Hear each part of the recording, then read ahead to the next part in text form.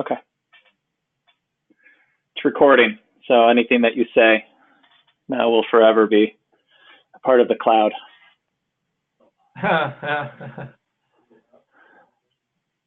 All right. 1 second here, just make sure that we get Derek in here. He will be driving in the platform piece.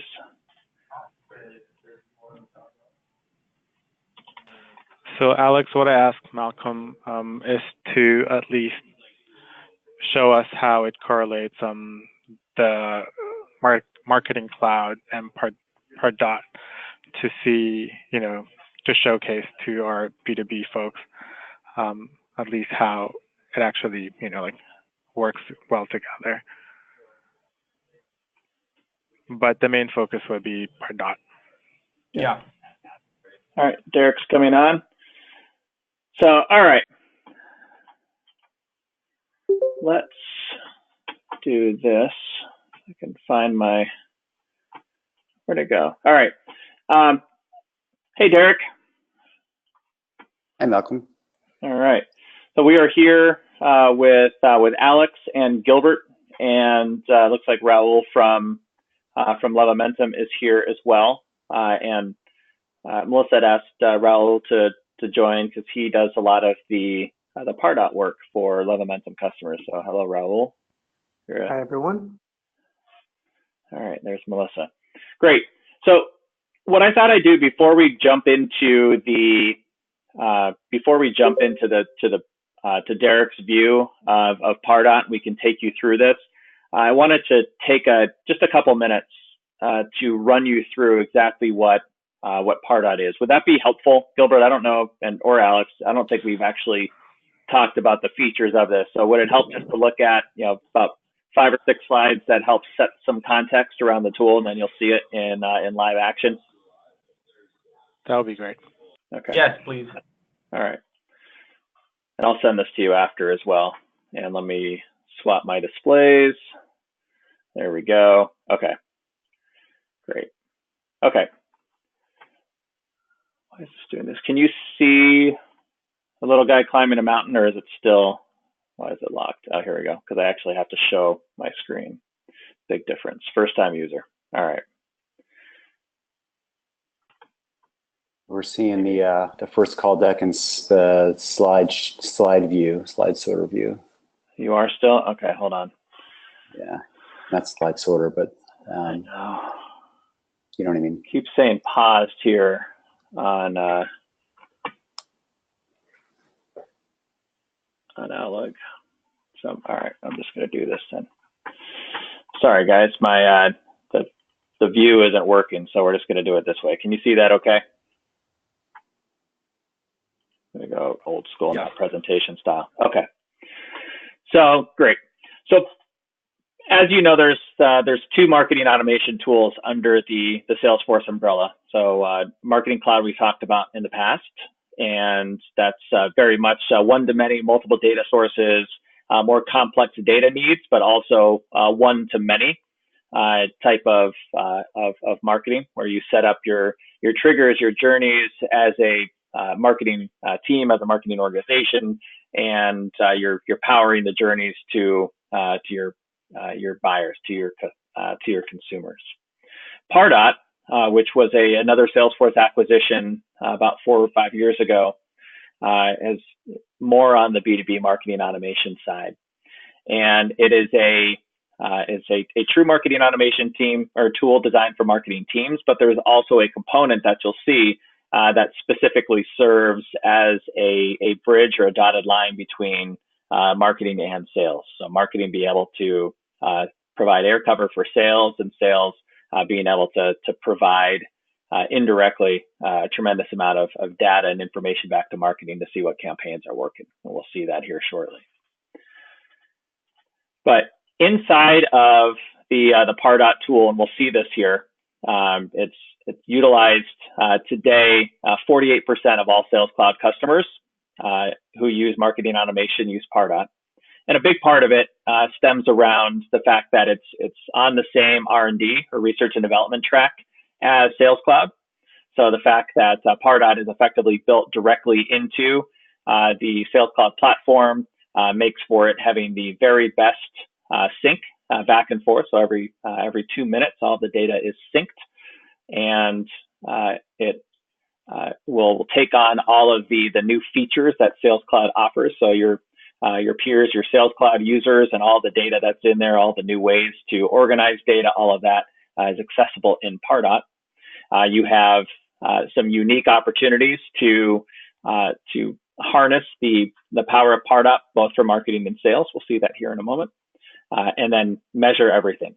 So one thing you'll note, and Gilbert, this goes back to your question in email earlier, is we're going to be seeing two very different user interfaces here, and part of that is by design. Marketing Cloud is frequently used as the kind of that one-stop shop. A lot of our customers that are doing B2C marketing aren't necessarily living and breathing inside of Salesforce. The other factor is that it just is very different use cases. So we're not going to see one shared user interface between the two. It's going to be two different things, but frequently there's different marketers on the B2B and the B2C side that are using this, and we'll see why and the benefits this has across marketing and sales shortly. So first off is this concept of supporting the marketer, and this is done through email, can be done through ads, and it can be done through print as the channels that Pardot supports, email being the primary. You have email template and email creation capabilities inside of Pardot, as well as the ability to create forms and landing pages that frequently is the catalyst for starting off an experience or an automation inside of Pardot. So somebody may complete a form that you've injected or dropped into an iframe on B2B section of one of your sites, for instance, and that hand raise activity then drops somebody into a nurture program where they move through the process, continue to become a more valuable lead, eventually get kicked out to sales, or continue down a nurture stream until they're finally ready to be marketing qualified and sales ready. As you see in the background on the pictures here, the canvas, the engagement canvas that Derek will show in a minute, looks like an inverted journey like we saw inside of Marketing Cloud. So in Pardot, it starts at the top and moves towards the bottom. But there's also a tremendous amount of opportunities for the marketer to view pipeline, to see exactly where things are happening in the funnel, where there are issues, where are things getting bottled up. And then there's opportunities to see things like campaign attribution and ROI, understand what touches or what touch is and what channel are the ones that are driving business, are driving conversions. You can find out what programs, what events, what pieces of content, what ads are driving revenue so that you know where to spend your money in the future and where not to. So tremendous amount of reporting, tremendous lot of visual tools inside of the system to support not only the marketer and the salesperson, but also the customer and prospective customer. On the sales side, you'll see all of this is marketing and closing that deal isn't all about that piece of marketing automation. It can help us get there, but sooner or later, there's going to be a time where a prospect or existing contact that's right for an upsell is ready to have a conversation with a salesperson. And we want to make sure that the salespeople can be first and be relevant and be productive. So one of the great things is that your sales reps or the people in the field, the territory managers, can set up alerts where they are notified either on their phone or via an email or on their desktop that one of their leads or contacts has done an action that they deem to be very valuable. That could be downloading a paper, could be filling out a form, could be opening a particular email or clicking on something, but they will get alerted in real time, and each rep has the ability to set up their own alerts.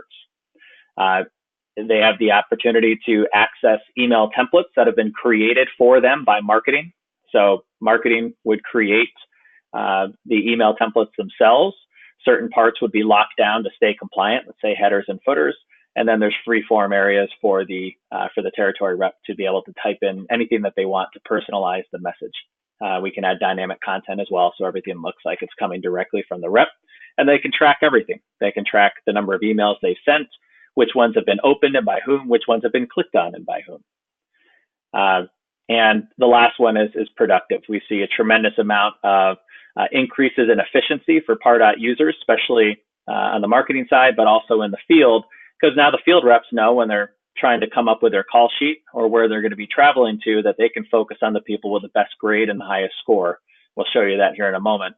But basically, let's focus on those prospective customers and existing customers who are most ready to buy right now. It's easy for sales to go through and access that information.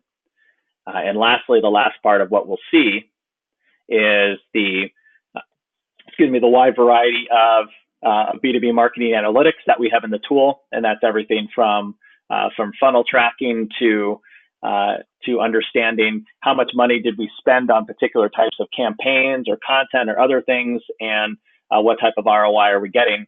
And this is all possible because it's tied directly together at the hip. In fact, you log into Salesforce to access this, and then you'll have your Pardot and Engage tabs, depending on if you're a marketer or a salesperson. You will have access to a tremendous amount of very potent analytics.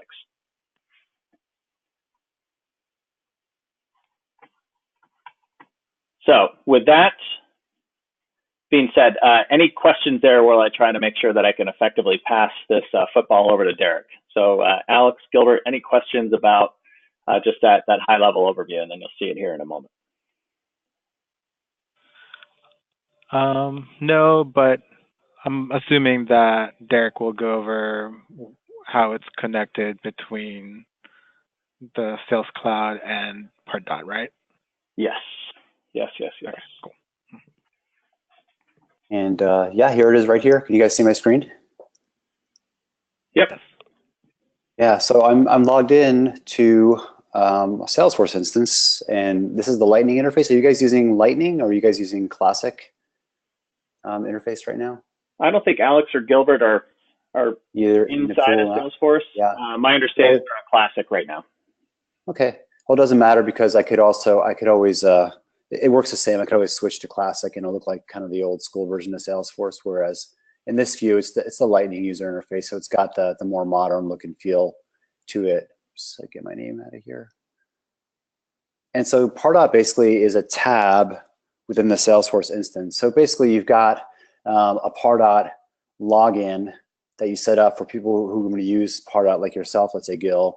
And when you're configuring it, or when Lev's configuring it with you, you just map inside of Salesforce what your Pardot user ID is, and you just log into Salesforce, and it shows up as a tab here. And that's kind of how I've done it here. But you can see all the other things that I would happen to. This just happens to be like in this Salesforce instance, I've got campaigns and leads and objects and things like that. So Derek, that's a quick question. So if I'm the main account holder for everything, is this going to be a one login to Salesforce, and then I can go through Marketing Cloud and then Pardot, or is there a different like sign in link to do that? Yeah, it's a good question. So you can connect. So you can connect Sales Cloud to Marketing Cloud, but in your specific use case, you guys aren't. So in this case, because you're going to be using, my understanding is right, you're going to be connecting Marketing Cloud to your e-commerce platform, and not connecting it to the Salesforce CRM. So you'd have one login that would be Salesforce and Pardot, and then you would just go what I'm doing right here, which is you'd have another login for Marketing Cloud.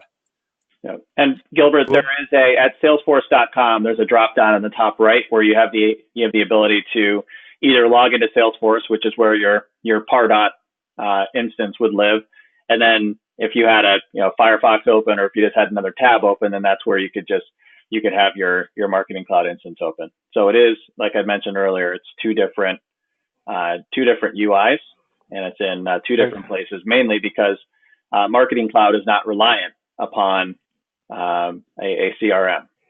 So it's not connected directly into Salesforce like Pardot is. And Raul, if you have any, I know you spend a lot of time going through this stuff with customers. If you have any thing you want to add in there as well about the connectivity between Pardot and Salesforce versus a Marketing Cloud? Sure.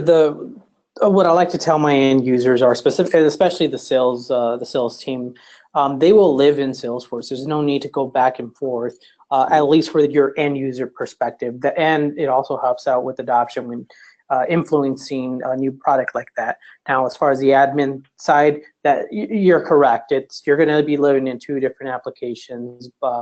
The CRM with Pardot engraved, like we're seeing here, which could also be done in Classic if that's the case, and then Marketing Cloud, which is a separate login. But the key point I want to point out is we're going to establish that data, those data points, still in the CRM. Okay, so just in any case, so there might be some shared information that within Marketing Cloud that will be in Pardot. So there's a connection between that's going to happen, right? For both, I'm assuming? With the CRM. The CRM is going to be a central point. Okay. Yeah. So what are you thinking about sharing between Marketing Cloud and Pardot? Is it assets or is it information about specific people inside of the CRM? I think it's more like, that it's more specific customers, I would say. So that will live in both. Got it. Marketing Cloud and also Pardot. So like in my case, let's say I'm the marketer, right? So I just want to send out a blast email to everyone and say, hey, 30% off site-wide. But then again, the representative would like to send out an email before then saying, hey, this is only based on their customers instead of like reaching out to the whole customer database within marketing. Then it's something that I was, like hoping that the connection would be there. Yeah, that makes sense. Yeah.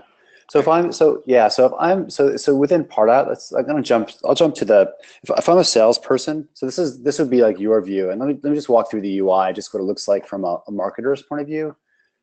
But if you're a salesperson, at your organization that just wants to or needs to get alerted when prospects do something or send emails out to only my customers as a salesperson, but not somebody else's customers, things like that. That's what's called Engage. It's called Salesforce Engage. That's this part of the platform. So as a salesperson, I might see these two tabs in addition to the tabs I already have in Salesforce, but I might not see Pardot because I'm not a marketer. I wouldn't see that Pardot tab. So I'll walk through that in a second, Gilbert. But from your perspective, like in Pardot, like this menu structure is kind of like what I showed Friday with Marketing Cloud. All the things that you would have as the marketing, the marketing person using Pardot, where you'd have all the capabilities to create some content, create emails, forms, and landing pages for the B2B site. Engagement Studio is the automation capability within Pardot. Mal showed a screenshot of that. Think about it as what we showed with Journey Builder, but it's built right in the middle of Salesforce. So I'll build a quick little automation in a few minutes here where you can see that, as someone's within a B2B digital automation, if they're engaging with the content, maybe you push a task out to their sales rep to give them a call. If they're not engaged with content on a specific trail, and then you just keep messaging to them digitally and not have the sales rep kind of have a task created for them to reach out. Okay, so just to make sure, so it's like, I think Malcolm already mentioned this earlier, that it is really two different platforms. So there's a little bit of connection between, but it's not like we're creating everything within Marketing Cloud, but for marketing point of view. So there will be a marketing within Marketing Cloud and also within Pardot. Is that correct? I think so. I think that's correct. Yes. Okay. Yep. When you have a connector between Marketing Cloud and Sales Cloud set up by Lev, and then you have Pardot working here, that common denominator with Salesforce as a platform is always the CRM being that foundational data layer. So whether you're you're working off of attributes that come in with those data extensions and the tables that we looked at on Friday, Gilbert, or you're looking at at utilizing information about your leads or contacts that are here in Pardot, which map over directly to the leads and contact data that lives or has a home with Salesforce CRM. That data is the same. So as somebody moves through their life cycle with you, then that data can update and be utilized by Marketing Cloud or by Pardot. But my question to you then is, under what scenarios do you feel like where you might use both systems for the same customer, right? Because with Pardot, my understanding from a B2B marketing perspective is that you would utilize that more for supporting your maybe clinic owners or more of that B2B audience, and then Marketing Cloud would be responsible for driving things to the Joe consumer. Is that correct? Alex, what do you think? I mean, sorry, because I guess I was just under the impression that I can leverage both, but it sounds like that it's really Pardot is mainly just now it's B2B, and then the other one would be just focus on B2C. Yeah. No, my understanding, yeah. I mean, unless you have a bulletproof tight sort of brackets and fencing around the discipline of emailing and talking to customer, I don't have a confidence that every sales rep will be at certain quality of standard to talk to their customers. So my assumption, correct me if I'm wrong, was that Pardot will not be exclusive and also process that's managed exclusively by sales reps. That's why our assumption was that we're going to use both in a prescribed manner and in defined ways. Okay. Yes. Yeah, and I think that's what I'm wanting to get to is what is what are your, and maybe this would be helpful if you have them, and this may have been some of the output from your meetings last week, is what are your B2B marketing use cases? And I think we talked about what the B2C ones are, but yeah, Pardot is not exclusive to sales reps at all. In fact, you don't have to have the sales rep component in Pardot at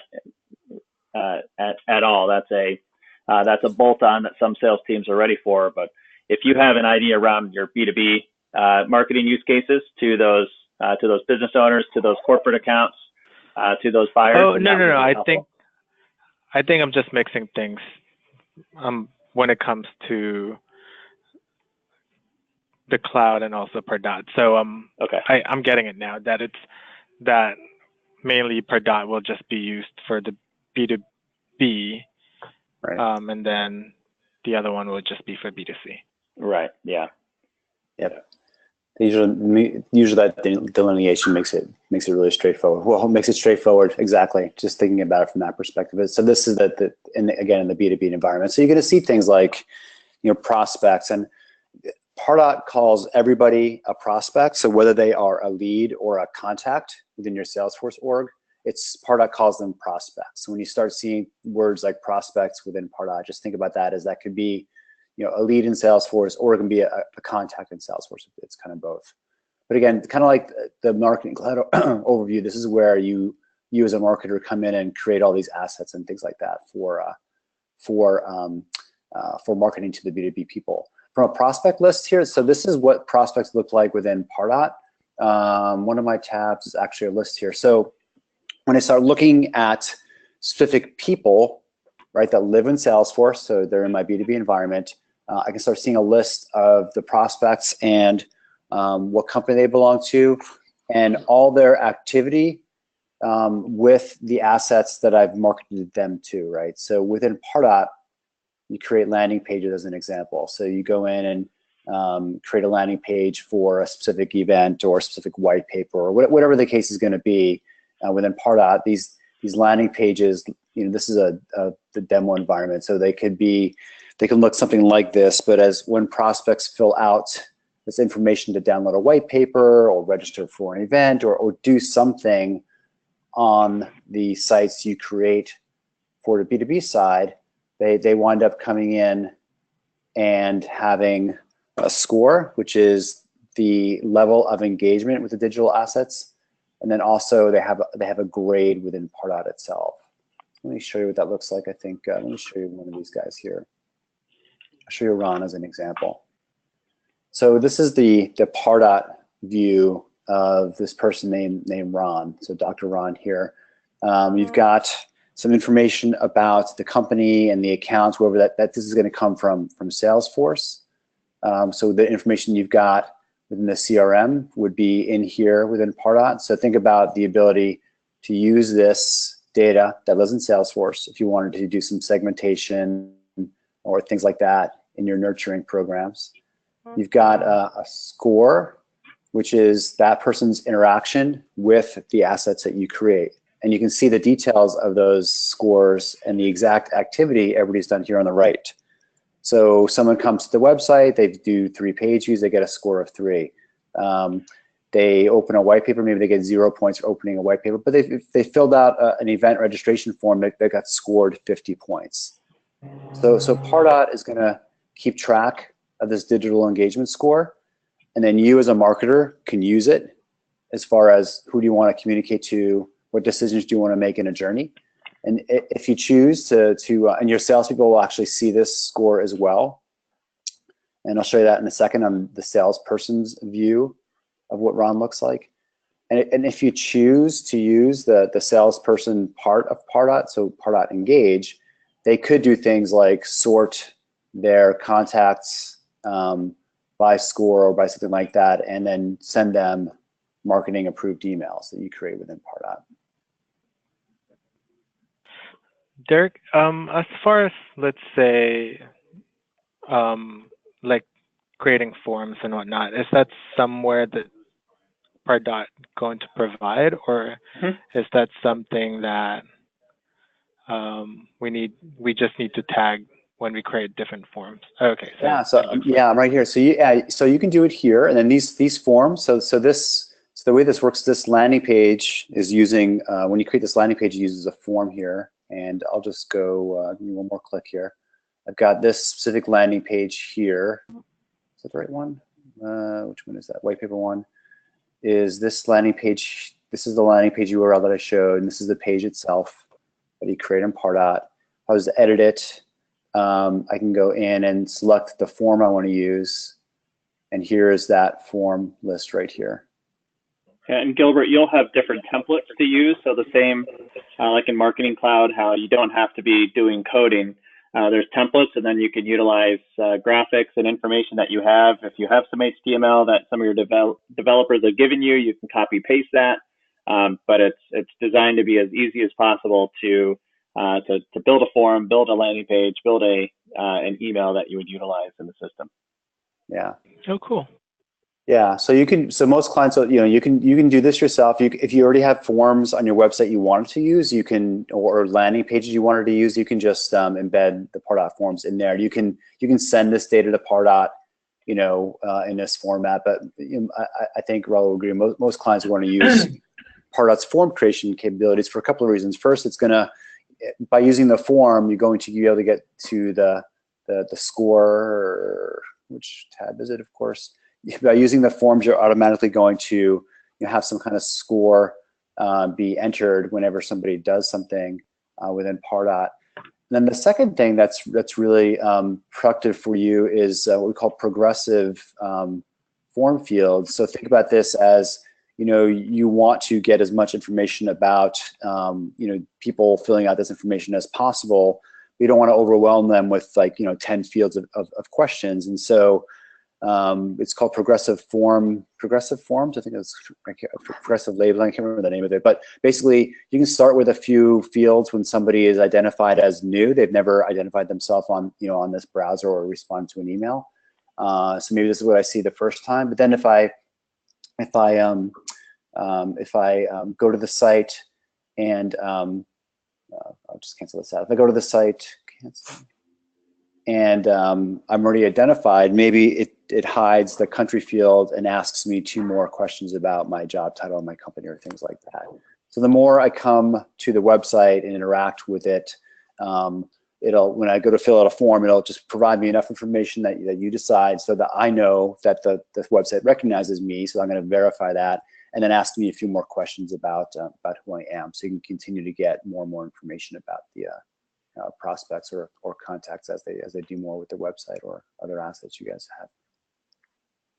Oh, cool. So it's, in that case, so is that the same thing? Let's say you're just trying to capture an email for the first form, and then the second form will be basically all your details. Yeah, or however you decide to roll that out. Exactly. Yep. Right. Okay. Cool. Yeah, exactly. Yeah, and so if you think about it, if you've got a process where, it's if there's a lot of information you want to gather about somebody, and they've come back to the site, and you've got like 8 or 9 pieces of information filled out already, you can continue to ask them more and more things, maybe as optional the next time they come back to the site, and you're just enriching that data that already exists within Salesforce. And because it links with Sales Cloud, if I'm a salesperson and I'm on the phone with that person, and I fill out like this field right here, then Pardot's going to know that, okay, this field's already filled out, so let me go to the next one as a question to ask when someone comes back to the website. So all this leads to this scoring, and then there's a score, and then there's a grade. So the score is that digital interaction, like how does an individual interact with those assets, and the grade is what you guys decide is how closely does some attributes about that person match your top prospects, your top people at the organizations you're reaching out to. So, an A+ person obviously would be the most important person you'd ever want to reach out to, or have your salesperson reach out to. And maybe a C or D grade is someone who works for a specific company or a specific group. It has maybe a lower level job title, whatever the case may be. You can set that up pretty easily in Pardot to say, when these criteria meet X, then the grade is A, B, C, whatever that happens to be. And then you'll be able to use that. Oh. Okay, go ahead, Mel. I was just going to say, when we get into the next phase, those grades and those scores are not only, they're super helpful for the marketer, because now you can set up branches in your nurture stream where maybe somebody that has a high score and a high grade, they're going to get a particular promotion, whereas somebody that has a lower score and or grade dynamically would receive some different content. So you can start to customize things specifically around who is most engaged with your content, particular items. You can have certain scores for certain product lines as well. So you see under overall, there's 2 different groupings there: expense management and payroll in this particular demo environment. But those are, now okay, now if I'm trying to create a nurture stream around a particular end of life product, and I know that I want to go to people that have a score, say, of 200 or higher for that particular type of product line, those are the folks that I should really focus on, because they're going to give me the highest likelihood of success. Cool. And I'll actually go in there and kind of show you what that looks like. So Engagement Studio is the drip automation capability within Pardot. So you'd see, for all the drips that you're actually running, we've got a top of mind one, a launch, education, a cold leads, re-engagement. So think about someone that salespeople reached out to, but it's kind of gone dark for a while. You've got that re-engagement journey here as well. And go look at how many people are actually in the program. I'll just go create one to start. It's pretty straightforward to show you how this works. And as I start here, I'm just going to give it a name, DJO nurture. If I could spell.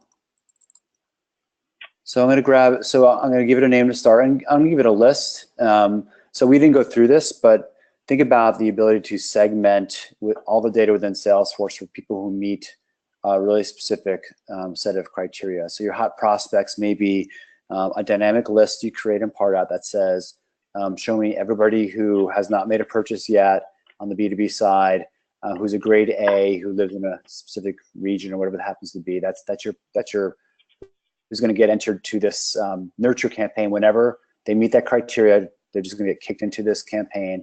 The same thing with a suppression list. I can suppress people who, I don't know, high value leads, or maybe there's a sales as don't email these people kind of list or something like that. Save that off here. And it brings me into, that's kind of like an entry event and journey builder. It brings me into, hold on a sec. Lost my mouse, there we go. It brings me into Derek, this nurture. just a quick question. So right now, segmentation, we need to do a different segmentation here, or is that can what we have in Marketing Cloud be in here as well? So on the Marketing Cloud side, you can be segmenting on the consumers and what they've purchased and things like that based on most likely the data right from Magento, right? Yes and no. Alex, correct me if I'm wrong, but there will be some cases that we might be sending some B2B promotions there as well. Yes, absolutely. The way I'm imagining is new product updates, newsletters, promotions, liquidation inventory, all those kinds of things, something that might be more blanket and not specific account or maybe group account level, something that may not necessarily be managed or guided by the individual sales rep, but more at a higher level. Okay. So then. So there will be a crossover, I would say. Is that possible, Derek? Yeah. So I'm gonna throw this out to Mal and the left team. Have we talked about so we can connect. Let me go back here. We can connect the Salesforce instance to Marketing Cloud as well. This demo environment's not showing it. You can create segments within Marketing Cloud that are either campaigns or reports in Salesforce that are looking at the Salesforce data that are broad like that. Certainly, that's a capability that Marketing Cloud has. So those lists you would create in the interface, either that I showed on Friday, or you would create that list as maybe a report object or a campaign object in Salesforce, and then that would get pushed over into the Marketing Cloud for those, newsletter, out of stock inventory kinds of things. So you can do that. Certainly do that on the Marketing Cloud side. Okay, so yeah, because there will be some overlap. Yeah. Like what Alex said. So. Yeah, and that's fine. Yeah, so that's certainly part of the solution set that we have with Marketing Cloud, and you guys have Salesforce for the CRM and people in there, so that capability is there. So think about this then. So answering your question, think about this as the nurtures specifically to those prospects or contacts that are like less like that and more specific to how sales is going to be working with them. So that may be what that list is going to be. So it's a more specific set of lists or people that can go into these types of nurtures that you're going to have here. I'm going to say sales nurture to make it more specific. Okay. So then here, the first thing, so once I've created that list, who's going to get into it? So here I've got an action, like send an email as an example. I've got a trigger, which is listen for something, listen for a form to be filled out, or listen for an email to be clicked on. And then a rule, which can kind of split something like check a prospect's score or grade or something like that. So let's just say, for argument's sake, I'm going to send an email out to this specific list.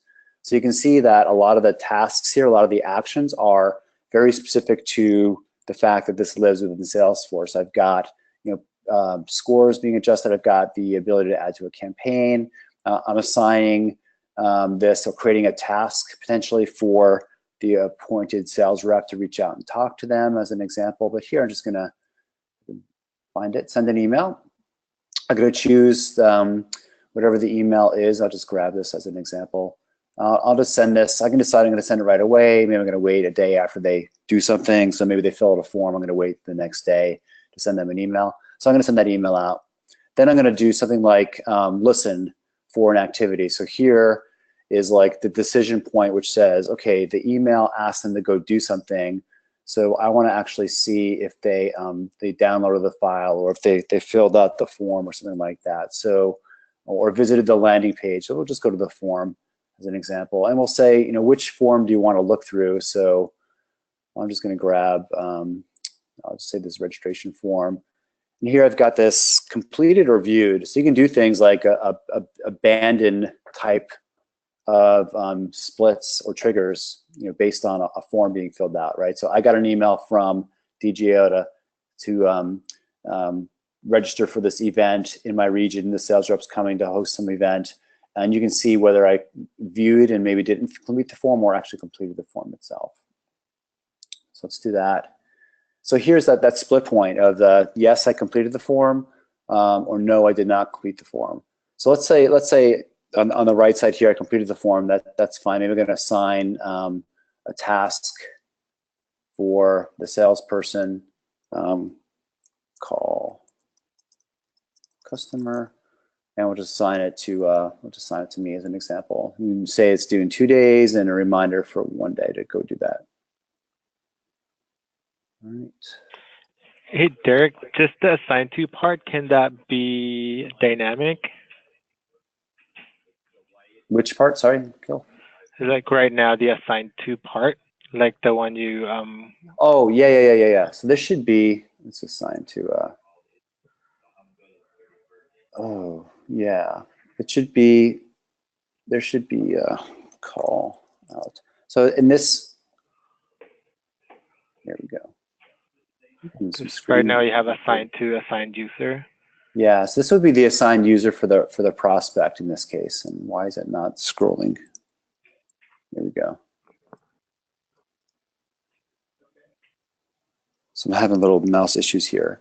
So this is going to connect to the rules you have set up in Salesforce. So this assigned user would be, so I'm logged in as myself, but this assigned user could be the person who's responsible for that account based on the rules you guys already have set up in Salesforce. I think the same thing showed up when I said create a task or whatever that was. It's like there's probably rules underneath where on your processes, who is the person that's supposed to reach out or be notified when something happens, and you can use that logic.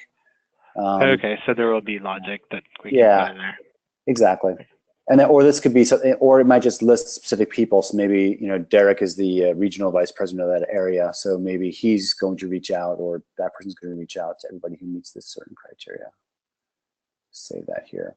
So here's let me ask you a question real quick. So when you think about the type of, and again, I think this goes back to if you can share a couple of the B2B use cases that you have, the things you've talked about so far, running some campaigns to maybe some of your B2B audiences, but do you feel like that things like being able to score your more B2B focused leads so that information, so you're essentially supporting the sales team, is that one of your key use cases? Are you going to need to score all your B2B leads and contacts to be able to understand who to engage with most based on their level of engagement, at what point to kick them out into the sales team, or do you feel like it's more going to be campaigns driven to with some slight variations to your B2C audiences, so people like me who buy off of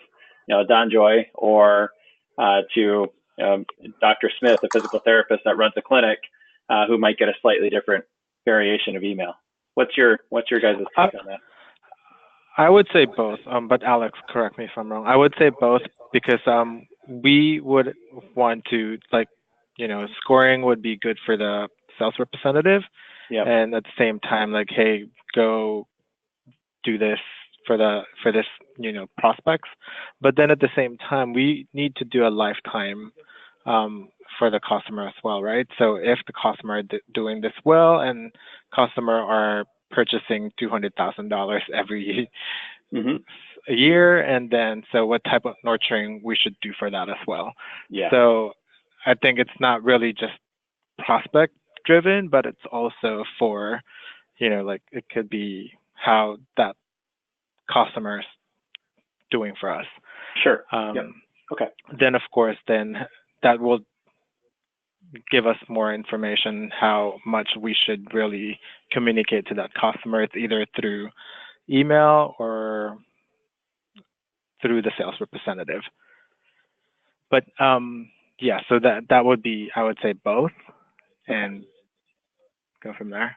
Okay. Yeah, I just wanted. I mean, I'm asking that information. It's because if in any case the customer, let's say the customer went to a specific event, then we would like to be able to trigger to specific sales representative. If the customer are into this, like location, then the address system within that location, then we wanted to make sure that we trigger the right email to the correct representative.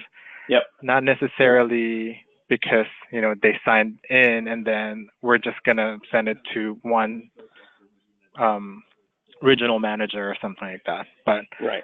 Of course, that we still need to probably talk about that, how we would move forward in those cases. Okay. Cool. Great. And just last thing element here again, because we use the word prospects in Pardot, but that could be it doesn't have to be a pre-customer. That the prospect's just the term it uses for a person. And then I did this trigger here while we were talking, so you see these other triggers where I can look at different attributes here about that person to say if they're great and maybe if their scores are above a certain amount, you treat them separately in this nurture. So to your point, maybe this is where this person hasn't responded to the event invitation and they're really important. So here's where I'm going to create a task for their account rep to call them to get them to come to the event. And maybe here they're just someone who was on an email list, isn't that important. I'm just going to send another email to them because it's not worth, it's not an important person from whatever attribute has to be. On this side. So that's what the Engagement Studio capability looks like. And again, it's all built in Salesforce. You've got these triggers, you've got these rules, you've got these actions. I want to switch kind of to what the salesperson's view is going to look like. So I think this is where it sounds like a lot of the activity is going to be important for them to understand whether or not you give them capabilities to send their own emails, or whether or not you give salespeople capabilities to put people in nurtures, which is something you can do. But just in general, if I'm looking at Ron, I looked at Ron earlier from what he looks like from like your point of view, a lot of detail from the marketing side. This is what it looks like more from the salesperson's point of view. I've got this little frame here with Pardot information. So I've got I've got their score. I've got their grade here. I've got the ability to, and of course, this demo environment doesn't have it, but I would also see, I think I have it open over here. I can also see some of the details about the engagement history. This kind of like on Friday, this demo environment, I have it configured in where the salesperson can see a lot of the details about their digital engagement. Of course, the demo environment I usually work from, I don't have that capability for the salespeople here. But I can do things like look at a specific individual, or if I go look at my Pardot leads, so if I go look at leads as a salesperson, I'm going to see a list of people that have been marketed to within Pardot, and I can sort them by grade. I've got the score here as well. So maybe this is some list. I can narrow down this list to say people in the, I don't know, Vista, California area, or San Diego County, or Orange County area I'm going to be visiting, and that could be my list. Now I'm sorting it by the grades here, so I'm going to grab every one of these people that is an A, and I'm going to send them an engage email. So this is the ability in Pardot for you to create email templates for your salespeople to use that are locked down basically on the template you create, that I've got all the tracking information you'd want. So as a salesperson says, here are the 6 people who are going to get this event invitation for Orange County, whatever, 1/12/18 event. You can lock down specific areas of this email itself so that it looks and matches the look and feel that's approved by your team. And maybe give them the ability to just edit this portion here. So I can add a personal message here. So when I receive it as a customer, yeah, it's coming from Malcolm. It looks more fancy than maybe Malcolm's normal email out of Outlook, but So I'm a little skeptical, but this section here is completely personalized with information Malcolm knows about because he's written it himself. And as I send these off, again, this is going to be able to be tracked when the person opens it, doesn't open it, click on it, doesn't click on it, all the things that you'd want to see as a marketer, all the things your salesperson would want to know about people's interaction with the emails that they're sending. You do have the ability to have some blank ones as well. So if you are a rep and you don't necessarily want to send an HTML email out every time, you do have just the ability to have a blank template in there, but still have the capability to track opens and clicks. So if you sent to 20 people and you see there's 4 clicks, you can see exactly who clicked on it and follow up from there. Right. So from that perspective, if I'm still a sales rep, I can go look at, if I want to look at some of the emails I've sent out and see who has opened or clicked on this, you can see some of that level of information from the salesperson's point of view. So, I mean, Pardot's got like the email tracking and all the information that you would want to see from your perspective, like an overall macro view of how things are performing, where things are in the funnel, things like that. This could be the email, this could be the view from the sales rep to say, I sent this follow-up email out. Here are the people who actually opened it. And this is a list of people that I've been reaching out to, and I can go look at any individual one to see who's opened the emails that I've sent from a salesperson's perspective. And as far as templates, we can create as much as we want? Yep. Or is there a limit? No. Nope, as much as you want, exactly. Yep. And then you choose which ones sales has access to, right? So they're not going to have access to all of your templates. You will actually select the ones that are available to them, and you can modify them to make sure that the data is all correct and accurate. Right down to having a sales and marketing leader dashboard that will show you and your sales leadership brothers and sisters what templates are working well, and down to the rep level, you know, what rep is Johnny using versus Susie, and to what level of success, so you know which templates to get out of there, which ones to adjust, which ones to advise that other people use. It's just, again, it's another way for sales and marketing to work closely together.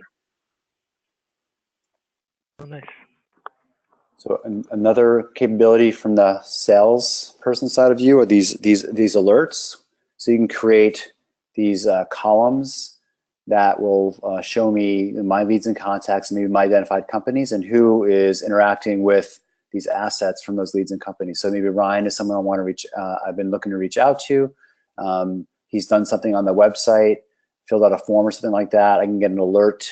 You know, in this application itself, I can get an alert.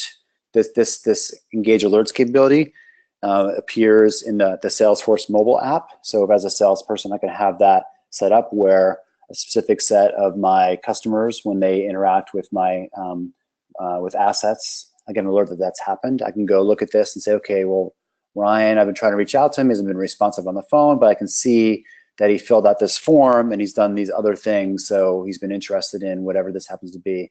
So now I can use this when I reach out to him to know, you know, what he's interested in, what type of events he's interested in, his interactivity and things like that. So this is something that you can set up for your salespeople. They can set up these columns, and this view of it, it can be in the mobile app as well for them to be alerted on specific activities by leads, contact, whatever the criteria you'd want them or they'd want to be notified about.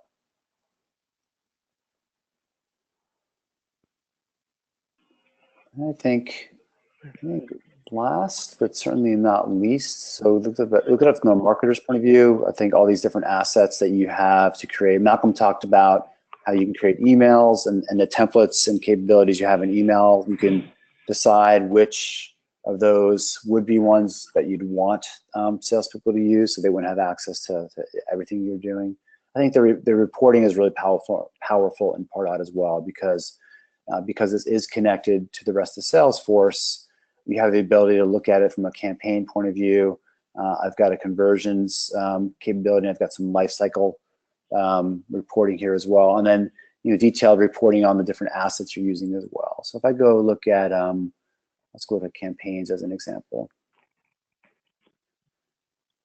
So because I can see the life cycle of people within Salesforce, I can start looking at, and this is kind of an interesting view of how this all works, but the different campaigns that we're running, I've got a cost and some kind of revenue associated with it. I can start looking at the ROI model of some of these things that I'm running. So if I'm gonna have an event that's running and I wanna see what the return on investment is, I can look at, I can create an event within the platform. I can look at how many prospects have gone through there, what the cost has been, and see what the value has been for running that campaign, so I can see what the return on investment is from those different things here.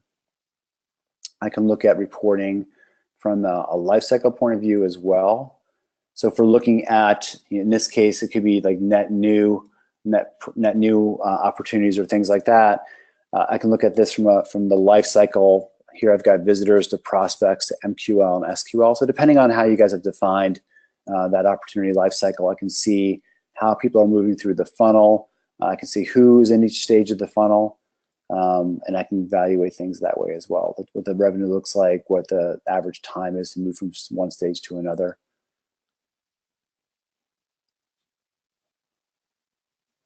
Mal, is there other reporting that you think I should kind of walk through for the guys too?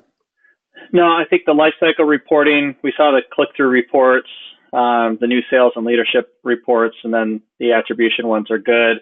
It should also be known, a new feature that just came out as a out-of-the-box function of Pardot, which is great, is the multi-touch attribution. So you can set up, maybe a representative, or sorry, a lead is touched by 2 or 3 different campaigns. You can spread out the attribution evenly across those different campaigns. You can spread it out against the first one or the last one. You can also start looking into which one was somebody most engaged with. So if you are driving somebody through a process, through a funnel, and there's been multiple campaigns attached, you can assign attribution appropriately across the board, and that's stuff that you can set up very easily inside of the dashboard.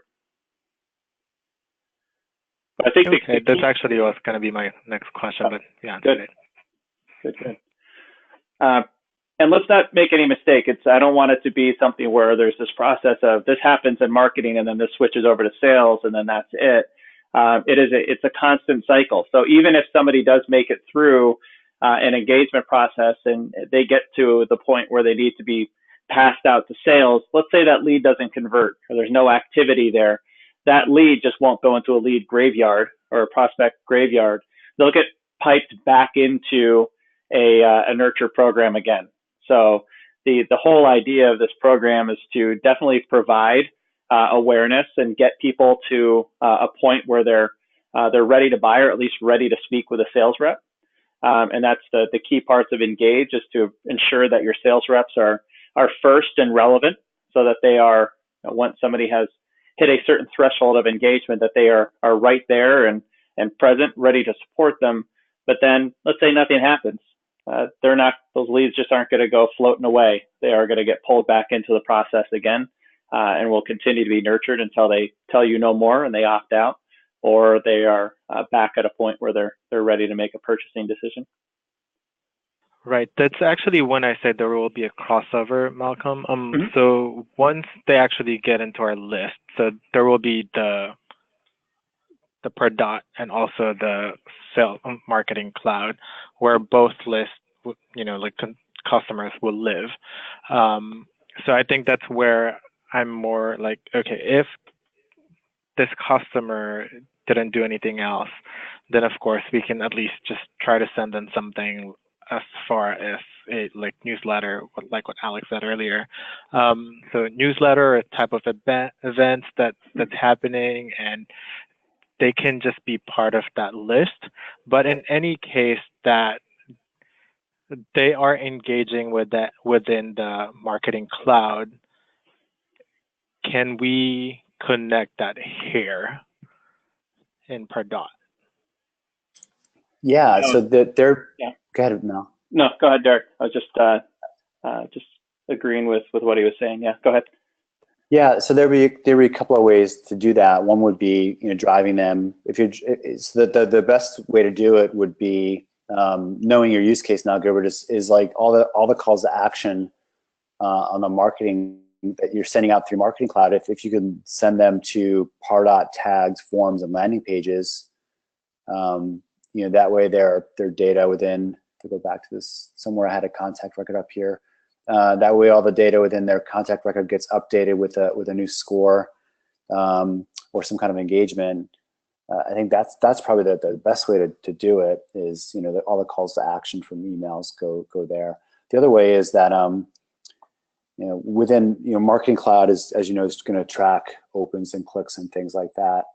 And when you are sending an email out, those mass emails out of Marketing Cloud using a list, if you will, from Salesforce, that tracking data gets pushed back into that contact record within Salesforce. So it's a little bit different place. Let me find it. It's a little bit different place than where it shows up.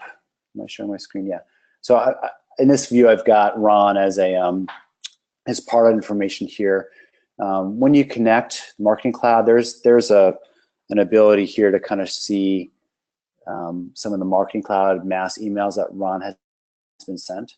But the point is that that's monitored here. So one of your nurturers in Pardot Engagement Studio could be someone who is on this cold lead list who clicks on an email from a newsletter or something like that, gets entered into this, I was cold, now I'm back alive kind of prospect nurture, if that makes sense. So there's ways to do that. But at least there will be able to connect both data. Yeah, and I think that's right. Right, because that would be something that we would actually need to make sure that these two programs are really talking to each other. It's not just in the case that there is the sales rep tool and also there's basically I'm just gonna call it part of the CRM tool, right? So which is the Marketing Cloud. Right. So yeah, we just wanted to make sure the correlation is there, and also making sure that just in any case, who knows if that's going to happen, but there also going to be some sort of like if the customer in Marketing Cloud purchased from the site within the link that we provided, then maybe exclude them from the Pardot marketing email that's going out. Yep. Yeah, and Gilbert, this is Raul from Momentum. There's going to be multiple variations or flags that we're going to have to discuss and determine based on use cases like you just explained.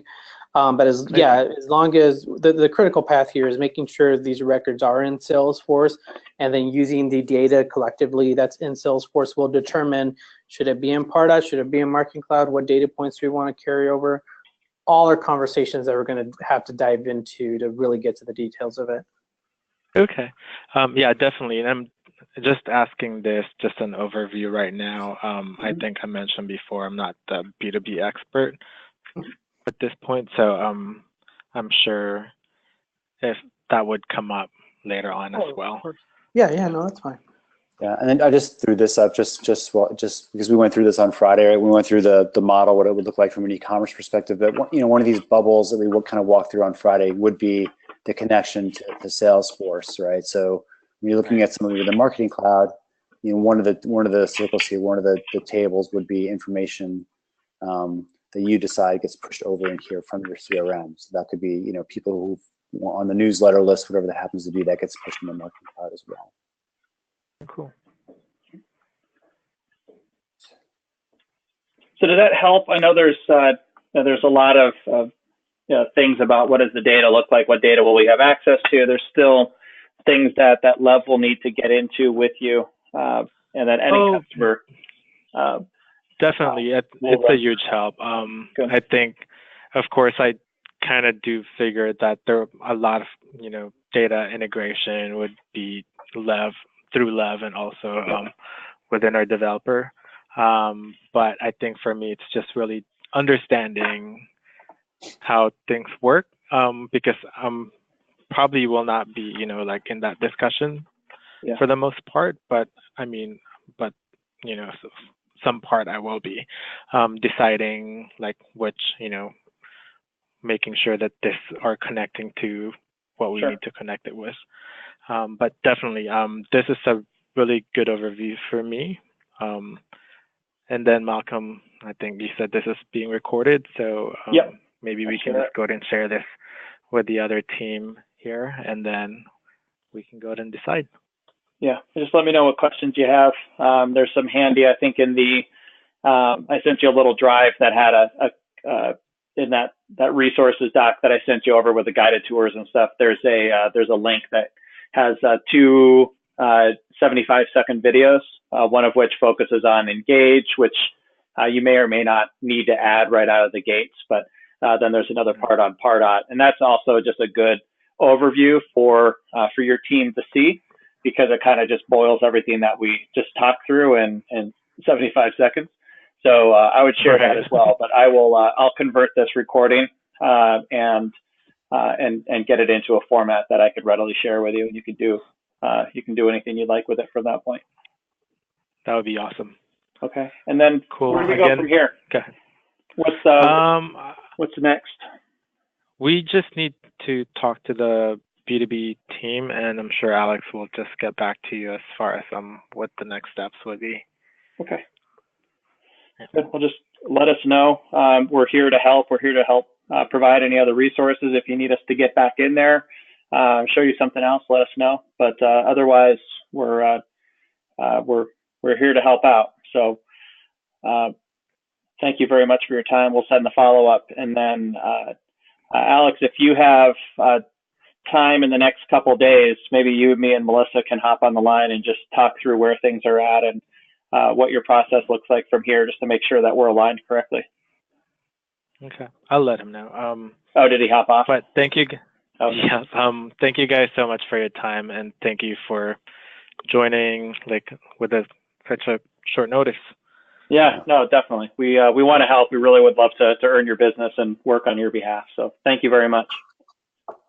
Thank you guys. Have a good night. Bye, everyone. Bye. Bye.